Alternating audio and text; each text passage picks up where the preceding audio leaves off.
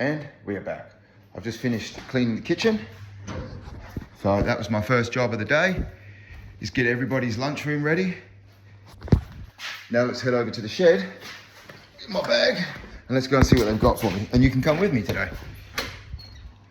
I've already brought in the trailer of trees this morning so that when everybody starts, they can start on there. I still have to sweep the office, but let's go over to the shed.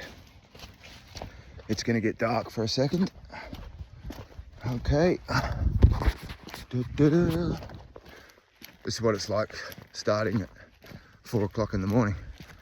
It's my favorite piece, quiet and the darkness. All right, here we go. There's definitely gonna be something in here today. So let's see what they've got for me. What was that? You hear some strange noises too. All right. Okay. The trailer was being used, so we've got, these look awful. Darwinia Oldfield. So that's what we've got to put out, and let's see what Edwin's done for me. Wonderful. Edwin cut all those for me, so all I've got to do is put the tops on.